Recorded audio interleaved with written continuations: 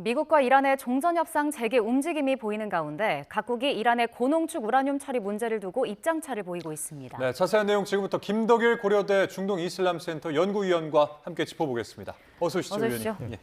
네, 미국과 이란이 이제 메시지를 교환을 하면서 합의안 초안 작성에 들어갔다 이런 소식이 들려오고 있는데 이제 그러면 정말 종전까지 얼마 안 남았다고 봐도 되는 겁니까? 우선 이제 양측 간에 서로 대화가 없는 것 같았습니다만 이제 중재국을 통해서 상당한 대화가 이루어졌다는 것을 볼 수 있겠고요. 초안 작성, 즉 합의의 틀을 일단 마련하기 시작했다. 그런 부분에서는 상당히 좀 고무적인 소식이라고 할 게 있습니다만, 볼 수 있겠습니다만. 네. 아직까지 초안 작성이고요. 과연 종전까지 갈 수 있을지는 이제 확실하게 서명이 될 때까지 좀 기다려봐야 될 것 같습니다. 그래서 뭐 전쟁이냐 아니냐 이런 얘기까지 나왔었는데 지금 이런 소식까지 나온 것은 고무적이라 할 수 있겠습니다만 마지막 순간까지는 조금 지켜볼 필요가 있을 것 같습니다. 일단은 뭐 합의안 초안 작성에 착수했다 이 자체만 두고 보면은 뭔가 좋은 소식인 것 같은데 그런데 한편으로는 뭐 이런 이야기도 있습니다. 그러니까 지금까지 사실 파키스탄이 중재자 역할을 해오지 않았습니까? 예. 근데 파키스탄의 실세로 불렸던 그 총사령관의 이 테헤란 행위 잠정 보류됐다 이제 이런 소식도 있거든요. 그러니까 뭐 아직까지는 이제 미국과는 어떤 특정 부분에서 이견이 있는 것은 아닌가 이런 분석이 나오는데 어떻게 보세요? 예, 그렇습니다. 지금 이제 회담 자체가 중재국인 파키스탄의 내무장관이 지금 테헤란에 방문해서 이란 외무장관과 얘기를 하고 있습니다. 그래서 신문이르 총사령관이 파키스탄 실세가 갔다면은 아마 정말 타결이라든가 어떤 이런 근접했다고 볼 수 있겠습니다만 아직까지 이제 실무진들끼리 만나는 단계라 볼 수 있을 것 같습니다. 그래서 아직까지 미국 측 메시지를 파키스탄이 전하고 이란 측이 그것에 맞춰서 답장을 전하는 형식이 아닌가 해서 실무진들 사이는 아직까지 좀 좁힐 일이 많지 않은가. 만약에 아심 무니르가 등장한다면 이제 어느 정도 이제 맞춰지고 나서 회담이 이루어질 것 같을 때 아마 등장하지 않을까 생각해 봅니다. 그래서 아직까지는 실무진 간의 어떤 조율을 하는 단계라고 볼 수 있을 것 같습니다. 네, 일단 양국의 가장 큰 쟁점이 바로 이란의 고농축 우라늄 반출 문제가 아닐까 싶은데요. 일단 트럼프 대통령이 이제 미국이 확보해서 파괴할 거다라고 밝혔고 이란 같은 경우는 하메네이 최고 지도자가 농축 우라늄 해외 반출을 금했다 이런 보도도 나왔거든요. 양측의 입장차는 여전한 걸까요? 예, 이것만 보고 났을 때는 이것도 회담이 잘 안 되겠구나. 많은 사람들이 그런 얘기를 했었습니다. 그래서 뭐 모스타바 하메네이의 진짜 심장은 이럴 것 같고요. 근데 어제 이제 외신은 이제 로이터 통신을 통해서 이 얘기가 이제 본격적으로 나왔던 건데요. 약간의 이 내용만 보면은 뭐 합의가 이루어질 수 없을 거라고 볼 수 있겠습니다만 지금까지 또 틀을 만들겠다 하는 걸 보면은 그래도 협상 쪽에 이란이 상당한 뜻이 있는 것으로 좀 볼 수 있겠습니다. 근데 뭐 아까 이제 말씀하신 내용 중에 보면은 실무진의 조율이 이제 뭔가 오고 가는 것 같다 이제 이렇게 분석을 해주셨는데 그 이제 대표자들끼리는 뭔가 큰 틀에서는 합의를 이뤘고 세부적인 내용에서 이제 조율이 필요하다라는 것인데 그러면 전체적으로 봤을 때 큰 틀이라는 것은 무엇이고 세부적인 조율상은 뭐가 있을까요, 대표적으로? 큰 틀이라면 우선은 이제 적대 행위를 중단하자. 이거는 이제 확실하게 얘기를 할 것 그러니까 같습니다. 상호 간의 공격을 중단하자. 예, 공격을 중단하자. 이거는 뭐 합의가 됐을 것 같은데요. 그 다음이 문제겠죠. 먼저 미국이라든가 이란이 가장 이견을 보이는 것 중에 하나가 바로 이제 핵 프로그램 문제일 겁니다. 특히나 고농축 우라늄을 어떻게 처리할 것인가 문제가 있겠고요. 그다음에 또 가장 중요한 것이 호르무즈 해협 어떻게 재개방할 것인가. 미국 측이 먼저 개방할 것인가, 이란 측이 먼저 개방할 것인가. 이런 부분이 아마도 양해각서를 먼저 만약에 체결하게 된다면 체결하고 난 다음에 한 달간 집중적으로 이 부분이 논의될 것 같습니다. 그래서 가장 큰 이견의 부분은 역시나 핵과 해협 문제라고 저는 생각합니다. 네, 일단 이란 고위 관계자는 또 모즈타바의 이 반출 불허가 잘못된 보도다 이렇게 얘기를 하기도 했거든요. 그러니까 핵 협상을 방해하려는 적대 세력의 선전이다라는 건데 이 부분은 어떻게 좀 들으셨나요? 이 부분이 일단 시간대로 봤을 때는 약간 모스타바가 핵 반출 반대한다는 얘기 다음에 이제 나온 소식이고요. 이것도 이제 고위 당국자를 인용한 보도다. 뭐 블룸버그 쪽에서 나온 것 같은데요. 시간 순으로 봐도 좀 더 나중이기도 하고 아마도 모스타바가 그 발언이 훨씬 더 진심에는 가깝다고 볼 수 있겠습니다만 이란 쪽에서 협상의 모멘텀을 유지하기 위해서라도 모스타바의 어떤 극단적인 발언보다는 어떤 외교부 쪽에서 이런 발언을 함으로써 협상을 계속 이끌어가겠다는 어떤 그런 의지로 어떤 좀 볼 수 있을 것 같습니다. 그래서 이 발언이 좀 더 나중 발언이라서 아마 이란 측의 지금 현재의 입장과 가장 더 가깝지 않을까 생각합니다. 그럼 이제 반출 자체를 반대하지 않는다 이런 입장인가요? 반출을 모스타바는 안 할 것 같은데 지금 협상을 놓고서 아마 이제 그 부분을 가지고 계속해서 미국과 이제 줄다리가 있을 것 같은데요. 이 부분에 대해서 이제 이란 측은 반출하지 않으려고 할 거고 트럼프 대통령은 그러면 우리가 완전 가져야 된다 하는데 그렇기 때문에 갑자기 또 러시아가 나타나서 그러면 우리에게 맡기는 게 어떻겠느냐. 물론 한번 푸틴 대통령이 러시아로 반출하는 게 어떻겠냐 얘기했다 거절당한 적은 있습니다만 이 부분에 대해서 러시아가 또 다시 의견을 다시 개입하면서 조율하려고 할 좀 가능성이 있어 보이기는 합니다. 그러면 미국 입장에서는 이게 이제 본인들 국가로 반출을 시키려고 했던 애초에 그 주장이 있었을 텐데 이거를 뭐 제3국이라든지 아니면 반출을 안 하는 방법까지도 고려할 수가 있을까요? 트럼프 대통령이? 그래서 트럼프 대통령이 이 부분을 과연 받아들일지가 문제겠죠. 이게 왜냐하면 제일 중요한 핵심이었던 것 같아요. 이게 제일 상징적이죠. 예를 예. 들면 이제 뭐 우라늄 농축 비율 같은 경우는 어떻게 뭐 가져올 수가 없는 거지만 이거는 예를 들어서 담겨 있는 우라늄 뭐 고농축 우라늄을 이제 들고 오는 모습 같은 걸 보여준다면 국민들한테 이거는 정말 전리품처럼 보여줄 수 있는 건데요. 그래서 만약에 이것이 뭐 양해각서라든가 이 부분이 좀 합의가 안 된다면 깨진다면 역시나 트럼프 대통령과 모스타바의 진심 때문에 틀어질 가능성이 있다고 보는 것이죠. 트럼프 대통령은 반드시 미국으로 가져와야 된다. 절대 양보하지 않을 경우에는 뭐 틀어질 가능성이 있어 보입니다. 그래서 만약에 좀 양보한다면 뭐 미국도 일부 가져오고 이란에도 일부 남겨놔서 뭐 희석시키는 것을 국제 원자력 기구의 어떤 관찰 하에서 볼 수 있다든가 아니면 뭐 러시아로 조금 넘기는 방안 이렇게 절충할 수도 있겠습니다만 뭐 트럼프 대통령이라든가 모스타바 하메네이가 어느 정도 양보하지 않는 이상 양측 간에 이것 때문에 종전으로까지 가는 양해각서가 체결되지 않을 가능성도 있어 보이긴 합니다. 근데 트럼프 대통령의 입장은 뭐 이해가 갑니다만 어떤 이렇게 보여주는 그 예. 퍼포먼스를 위해서라도 예. 전리품 측면에서 이제 그것을 챙겨 나오는 그 장면은 이제 필요하다라는 것을 인정을 합니다만은 이란은 이게 왜 그렇게 포기가 안 되는 겁니까?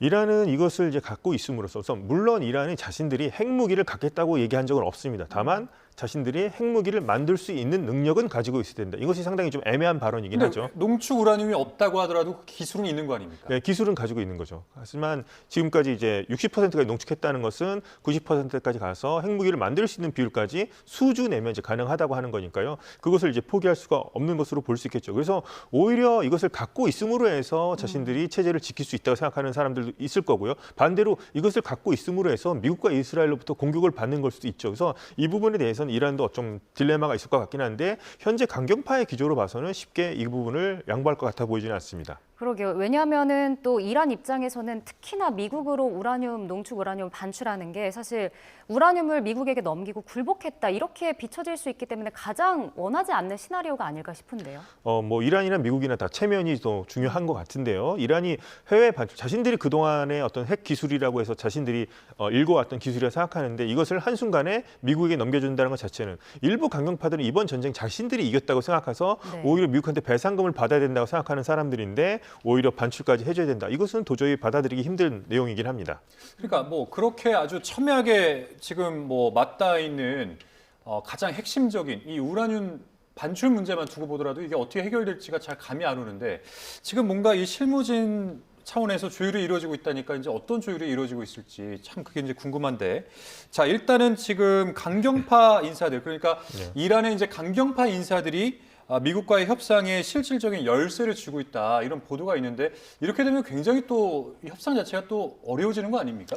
강경파 인사들은 모스타바 하메네이와 거의 의견이 같다고 보시면 될 것 같습니다. 오히려 자신들의 목소리를 모스타바를 통해서 내는 것이 아니냐라고 얘기가 나올 정도죠. 강경파 인사 대표적인 사람 아흐마드 바히디 혁명수비대 총사령관이고요. 모스타바와 직통으로 연락할 수 있는 사람입니다. 독대할 수 있는 사람이고요. 이 사람 역시 핵 농축에 대해서는 강경한 입장이고 협상에 대해서는 이제 반대하는 사람이었고요. 근데 갈리바프라고 하는 사람이 이제 의회 의장이고 이번에 뭐 중국 특사까지 맞으면서 이 사람이 뭐 또 실세로 등극하는 거 아니야 했습니다만 혁명수비대 기수라든가 나이로 봤을 때 아흐마드 바이디가 더 선배입니다. 그리고 훨씬 더 실권을 가지고 있고 대내 정부 결정뿐만 아니라 대외 정책까지도 지금 아흐마드 바이디라는 사람이 지금 뭐 갈리바프로 움직이는 것이 아니냐 이런 얘기가 나오고 있습니다. 네.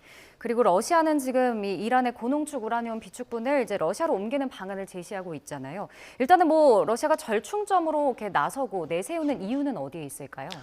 먼저 2015년에 이란과 미국 간에 포괄적 핵 합의가 있었을 때 그 당시 이란이 농축 우라늄을 러시아로 이제 반출한 적이 있거든요. 그러니까 러시아가 우리가 그런 경험이 있다 얘기를 한 걸 수도 있겠고요.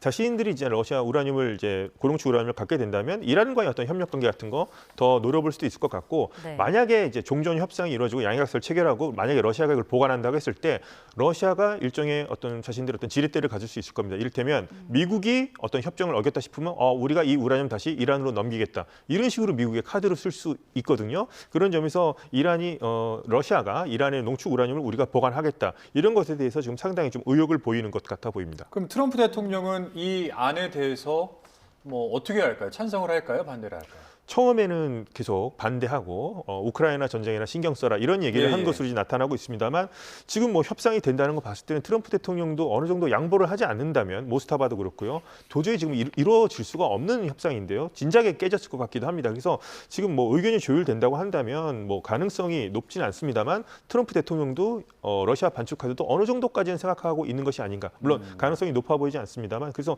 그런 부분에 대해서 일단은 조율하는 것 같고요. 그게 안 될 경우에는 아마도 여기서 더 이상의 협상이 이루어지지 않을 것 같기도 합니다. 네, 앞서 위원님께서 이제 양국의 쟁점 중에 하나를 핵 프로그램과 호르무즈 해협이라고 얘기를 해주셨는데 일단 미국은 지금 이란이 호르무즈 해협 통행료 징수를 추진하면 외교적 합의는 불가능해질 거다라고 경고를 했습니다. 근데 이란은 또 오만과 통행료를 논의 중이다 이런 소식도 나오거든요.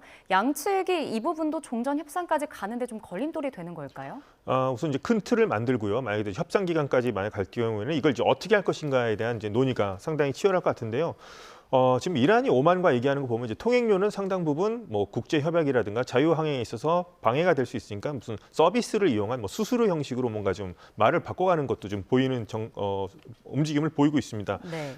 이 부분에 대해서는 저는 미국은 계속 반대할 것 같고요. 그리고 이란과 오만만이 이것을 또 결정할 문제는 아니라고 봅니다. 이것은 미국, 이란 간의 지금 종전 협상의 중요한 논점이기도 합니다만 이 부분은 걸프 국가들도 다 포함이 되는 문제이기도 하겠고요. 이거는 정말 해양 질서의 근간을 흔들 수 있는 문제이기 때문에 저는 이 미국의 의견이 이건 옳다고 생각합니다. 다만 이란이 이것을 이제 어느 정도 포기할 수 있을 것인가? 미국이 지금 역봉쇄를 어느 정도 단계적으로 해제하고 경제적인 이란에게 어떤 당근책을 준다면 이란이 이것을 포기할 수도 있겠습니다만 현재 이란이 이것을 포기하지 않을 가능성이 높아 보이는데 이럴 경우에는 오히려 미국과의 어떤 종전 협상이 타결이 안 되는 거 결렬될 뿐만 아니라 국제사회를 오히려 적으로 만드는 행위가 될 수 있습니다. 이럴 경우에는 정말 국제 연합 함대를 구성해도 할 말이 없을 정도가 될 수 있는 거거든요. 그래서 이런 점에 대해서는 이란이 어느 정도까지 계속 밀어붙이기는 좀 힘들지 않을까 생각합니다. 그러니까 사실 뭐 이 부분과 관련해서도 그 미중 정상회담 때 네.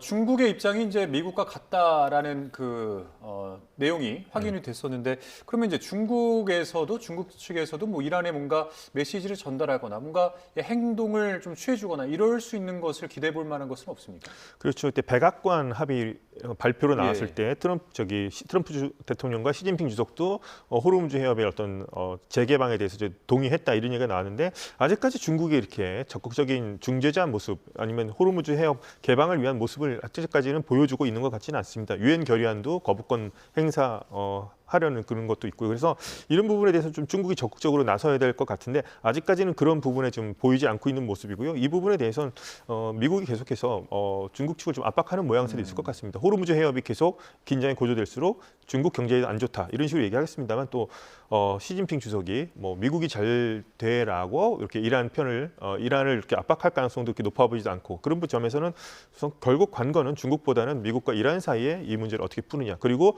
국제사회가 저는 이것을 좀 대응할 필요가 있다고 생각합니다. 네. 자, 그리고 트럼프 대통령과 네타냐후 이스라엘 총리가 전쟁 종식 해법을 놓고는 격론을 벌였다 이런 소식도 있었습니다. 뭐 중재국들이나 미국이나 이란이 서명할 의향서를 준비 중이다라고 트럼프 대통령이 설명을 했더니 네타냐후 총리가 이제 격앙된 반응을 보인 건데요. 애초에 뭐 전쟁 목표가 달랐기 때문인 걸까요? 예, 전쟁 목표도 달랐습니다. 진행이 되면서 이제 네타냐후 같은 경우에는 휴전하고 지금 종전 협의한 지금 뭐 의견이 오고 가는 이 순간에도 이란은 계속해서 핵 능력을 증강시킬 것이고 미사일과 드론을 더 만들 것이다. 계속 이제 의심을 하고 있고 결국에는 이 해법은 이란 체제를 무너뜨리는 것, 아예 그냥 산업 자체를 초토화시켜야 된다고 이제 주장하는 것이고요. 트럼프 대통령도 처음에는 이제 그렇게 생각을 했겠습니다만 시간이 갈수록 차라리 그냥 협상을 통해서 해결하는 것이 어느 정도 뭐 양보를 하고서라도 하는 게 더 낫다고 생각하는 부분이 있는 것 같습니다. 그래서 네. 이스라엘 같은 경우에는 끝까지 계속해서 전쟁을 계속하자는 쪽으로 지금 계속 의견을 제시하겠습니다만 이스라엘이 아무리 강경하게 나온다고 하지만 어떤 미국의 어떤 승인 없이 이스라엘 단독만으로 어떤 휴전을 깨거나 그런 움직임을 할 수 없을 거고요. 결국에는 미국의 말을 들을 수밖에 없을 것 같습니다. 다만 주변에 어떤 헤즈볼라라든가 레바논에서의 군사 행동은 독자적으로 할 가능성은 있어 보입니다. 예, 뭐 마지막 질문이 될 것 같은데 뭐 짧게 한번 답변을 주셔도 괜찮을 것 같습니다. 일단은 국제 에너지 기구 IEA는 7, 8월에 국제 석유 시장이 지금 굉장히 좀 위험 구간에 들어갈 거다. 그래서 이 호르무즈 해협의 좀 조속한 재개방을 강조한다. 이제 이런 입장을 냈는데 어떻습니까? 보시기에 지금 원유 공급이 계속해서 차질을 빚고 있는 이런 상황에서 여름철 수요가 지금 겹치고 있는데 이렇게 돼서 이제 본격적으로 이제 석유 파동이 네. 일어날지 이 부분에 대해서 어떻게 생각하세요? 우선 국제에너지기구 IEA라는 조직 자체가 70년대 석유 파동을 겪으면서 만든 기구고요. 각 국별로 어떤 비축률을 비축하라 이런 식으로 해서 이제 에너지에 대처해 왔는데요. 이렇게 이제 경고를 할 정도라면 7, 8월에 정말 문제가 생길 수 있다는 걸 좀 암시하는 것 같습니다. 그래서 호르무즈 해협 조속한 재개방이 있어야 될 거고요. 그렇기 때문에 어떤 미국과 이란 간의 이번에 어떤 종전안이 확실하게 좀 타결이 되는 쪽으로 해서 단계적이라도 빨리 이 호르무즈 해협 이란도 개방을 하고 그에 맞춰서 미국도 그에 상응하는 어떤 대가를 주면서 타결이 돼야 될 것으로 보입니다. 그렇지 않을 경우에는 정말 큰 위기가 닥칠 수도 있을 거고요.